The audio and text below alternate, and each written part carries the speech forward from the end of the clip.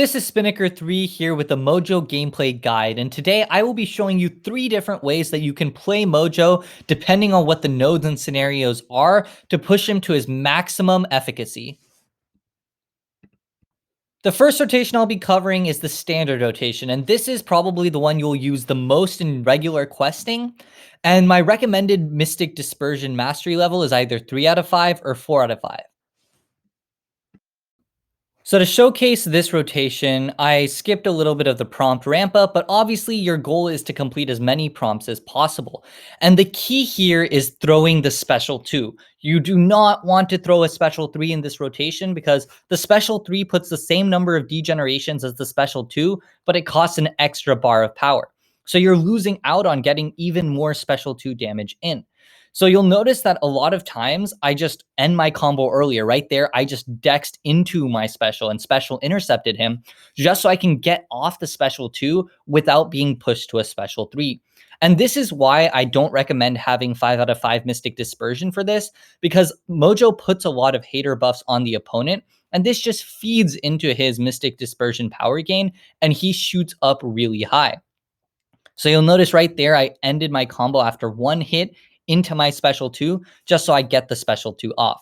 So the name of the game is just completing prompts and throwing specials, and just rinse and repeat. And it's really good for getting a lot of damage, especially when Mojo is awakened, because then he gets the massive anti-life field Fury buff. Here my Mojo is Sig 200, so his Fury buff is quite big. And the degenerations take down a Winter Soldier for a lot. So just to reiterate what this playstyle is, it's going to be complete prompts. You notice I just dodged right there, completed the prompt, throw the special 2. Complete prompt, throw the special 2. And this works for just about most fights in the game because there's nothing too fancy. You're just getting rid of buffs and doing a lot of damage. And this is where Mojo's usual playstyle comes from. And this is how most people rate Mojo off of. But Mojo has quite a few other playstyles that I think really make his utility shine. The next playstyle is one that I'm sure a lot of you are aware of, but maybe you weren't aware that it's super good for Mojo, and that's the Parry Heavy playstyle. And for this, I would recommend a Mystic Dispersion of 4 out of 5, and the reason this is useful is because his heavy attacks and his special 2 are all non-contact hits. This next clip is from an Electro Luke Cage solo that I posted earlier, but it really showcases how useful the Parry Heavy is on Mojo. Now, this may be surprising because Mojo has a low block proficiency, but it is so useful because Mojo's heavy attack is a non-contact hit.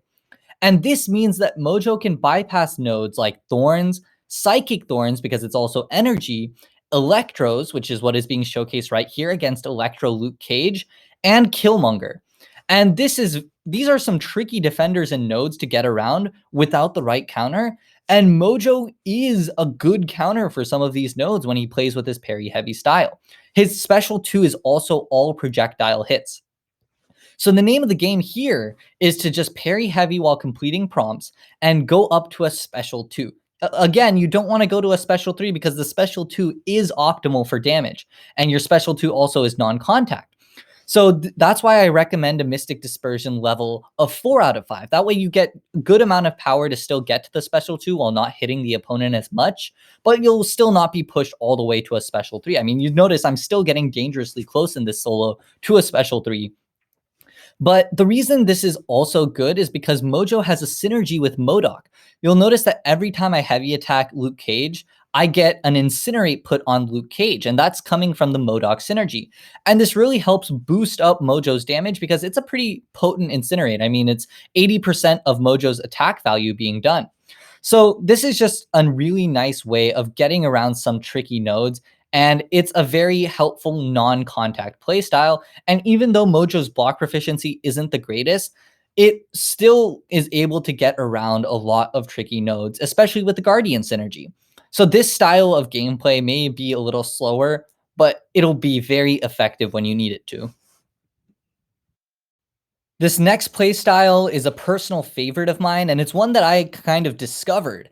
And I coined it the Mojo and Go Slow in a similar fashion to Quake and Bake. And for this, I would recommend a Mystic Dispersion of 4 out of 5 or 5 out of 5. And the game plan here is to not touch the opponent until a special 3.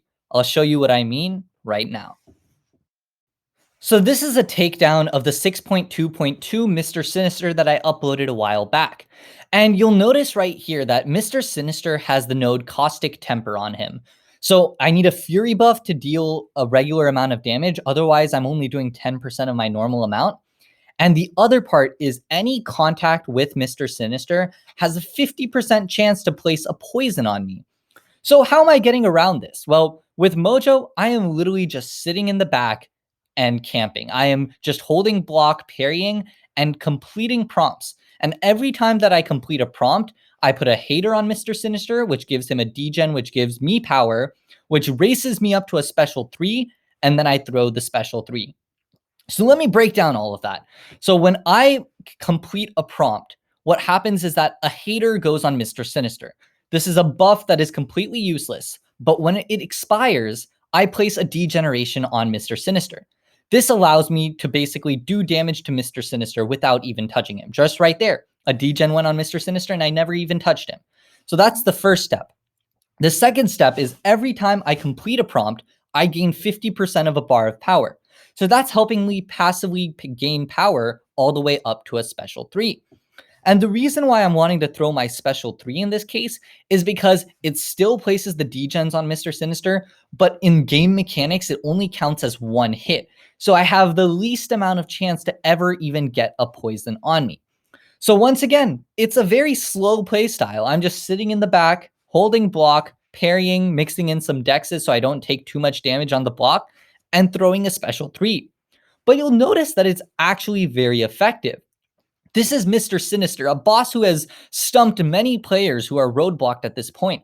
But Mojo is able to get around it with ease. I mean, he's not taking too much damage through the block. He's still doing a lot of damage passively without touching Mr. Sinister. Right there, another hater goes on Mr. Sinister. That's another degen on Mr. Sinister.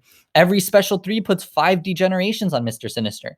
So this playstyle has a lot of utility because it allows me to avoid nodes that place debuffs on me on contact. Things like Masochism, things like Scarlet Witch on crits, things like Mr. Sinister's Caustic Temper, all of these are avoided. And what's even better is that I'm also able to keep Mr. Sinister's power under control because I'm literally only hitting Mr. Sinister with my special 3. The amount of power he gains is very low. And I'll link a takedown I did of the variant 5 Scarlet Witch who's on Vivified. But it also worked very well because this playstyle allows me to give the opponent very little power while still doing a lot of damage to them. I liken it to Quake, and that's why I coined the phrase Mojo and Go Slow, because it was a nice rhyming phrase that states exactly what I'm doing. But this playstyle, I think, adds the utility that a lot of people said Mojo was lacking in the beginning.